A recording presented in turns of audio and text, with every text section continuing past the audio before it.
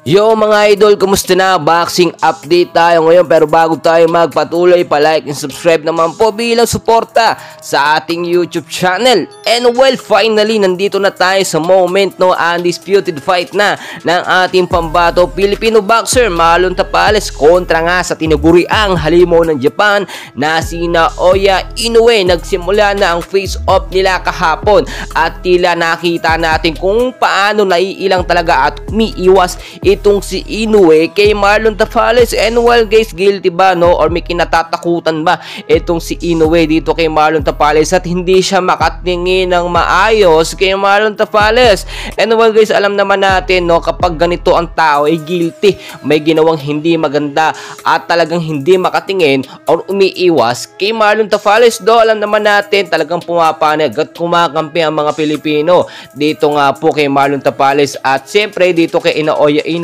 Ang mga Japanese fans naman niya ang sinasabi, tinutukoy natin dito, tila lumalabas ang mga ebidensya at pagka-guilty ni Naoya Inoue na tila may ginawa siyang hindi maganda. Yung sinasabi natin dito, yung pagtuturok nga po ng pain reliever na baka may kasamang cannabis content, which is dapat hindi mangyayari yon. So ang mangyayari po ngayon, dahil nga po sa pagkailang ni Naoya Inoue, talaga parang lalo nang gigil ang ating pambato na si Marlon Tapales. Sa face-off pa lang napakainit na kanilang harap. At ito nga po si Marlon Tapales ay very confident na maharap, no, or harapang tinignan itong si Naoya Inoue.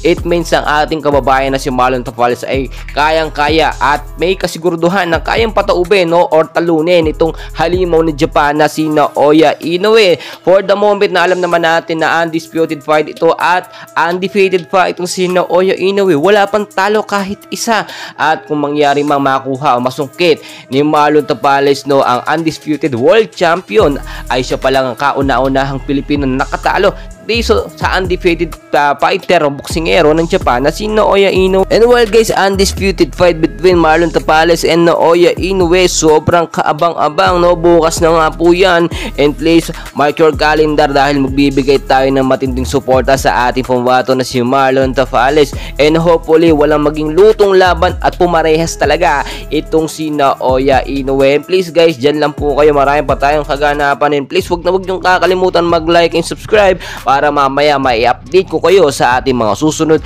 na boxing update sa undisputed fight between Marlon Tapales and Naoya Inoue. Maraming salamat po sa inyong lahat.